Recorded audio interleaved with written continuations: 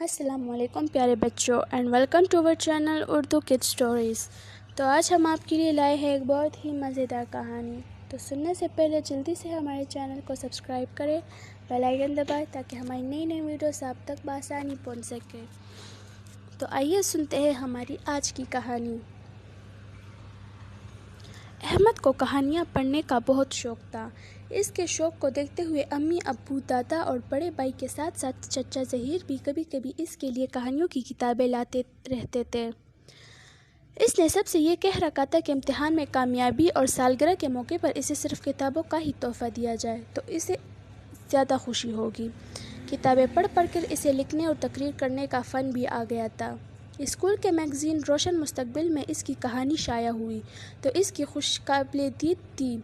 تقریر مقابلے میں جب اس نے فرسٹ پوزیشن حاصل کی تو خوشی کے مارے اس کے پاؤں زمین پر ہی نہ ٹکے۔ اسکول میں پرنسپل اور اساتذہ اس کی تعریف کرتے نہ تھکتے تھے۔ وہ اپنی صلاحیتوں کے بلبوتے پر سب کی آنکھوں کا تارا بن گیا تھا۔ ایک دن احمد حسب معمول اسکول سے پیدل گھر آ رہا تھا کہ ایک نوجوان موٹر سائیکل پر سوار نے اس کے قریب آ کر احمد کو غور سے دیکھتے ہوئے کہا، "تم احمد ہو؟" جی میں احمد ہی ہوں، احمد نے فوراً جواب دیا۔ "جلدی سے موٹر سائیکل پر بیٹھ جاؤ، نوجوان نے کہا۔ کیوں میں کیوں بیٹھوں تمہاری موٹر سائیکل پر؟ احمد کے قدم تیزی سے گھر کی طرف بڑھ رہے تھے۔ تمہارے ابو جان ایک حادثے میں شدید زخمی ہو گئے ہیں اور اس وقت ہسپتال میں ہیں۔ تمہارے گھر والوں نے مجھے تمہیں لانے کے لیے بھیجا ہے۔ وقت ضائع مت کرو، جلدی سے موٹر سائیکل پر بیٹھ جاؤ۔ میں تمہیں نہیں جانتا، میں اپنے گھر جاؤں گا۔ احمد کسی صورت موٹر سائیکل پر بیٹھنے کے لیے تیار نہ تھا۔ تم مجھے نہیں جانتے مگر میں تو تمہیں جانتا ہوں۔ تمہارے ابو کا نام ارشد ہے، تمہارا دادا عبدالقیوم ہے اور تمہارے بڑے بھائی کا نام احسن ہے۔ یہ سب بتانا کافی نہیں، آؤ اب موٹر سائیکل پر بیٹھ جاؤ۔ نوجوان یہ کہتے ہوئے مسلسل اس کے ساتھ چل رہا تھا۔ میں اس کے باوجود تمہارے ساتھ نہیں جاؤں گا، میں صرف اور صرف اپنے گھر جاؤں گا، دادا جان اور امی جان سے ملوں گا۔ جاؤ یہاں سے ورنہ میں شور مچا کر لوگوں کو اکٹھا کر لوں گا۔ احمد کی دھمکی کارگر ثابت ہو گئی۔ نوجوان گھبرا سا گیا۔ اسی گھبراہٹ میں وہ تیزی سے بازار کی طرف جاتے ہوئے ایک راہگیر سے ٹکرایا تو پل میں ہنگامہ مچ گیا۔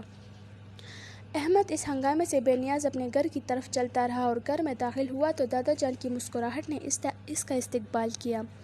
احمد کی گھبراہٹ اور سرزد چہرے کو دیکھ کر دادا جان نے پوچھا، "احمد کیا ہوا؟ وہ ابو جان کہاں ہیں؟" احمد سے بات بھی نہیں ہو پا رہی تھی۔ "وہ اس وقت اپنے آفس میں ہیں، تھوڑی دیر پہلے میری ان سے بات ہوئی", دادا جان نے جواب دیا۔ تو پھر وہ نوجوان جھوٹ بول رہا تھا؟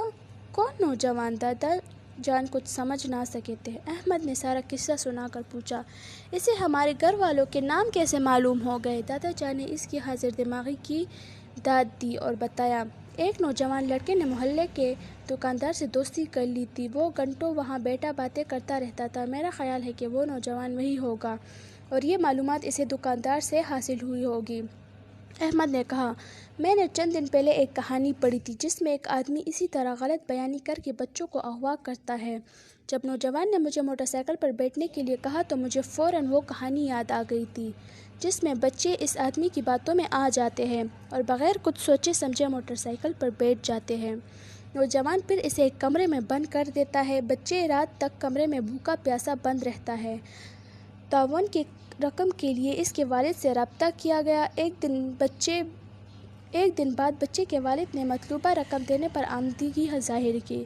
وقت اور جگہ کا تعین ہو گیا۔ جب وہ رقم لے کر پہنچے تو پولیس کے اہلکار فقیروں کا روپ دھارے وہاں پہلے ہی موجود تھے۔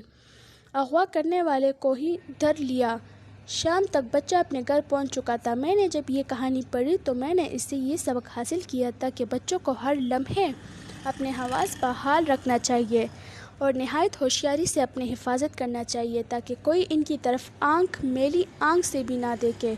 احمد بولتا چلا گیا۔ دادا نے کہا، "کہانیاں لکھنے کا مقصد یہی ہوتا ہے کہ بچے اس سے کچھ نہ کچھ سبق ضرور حاصل کریں۔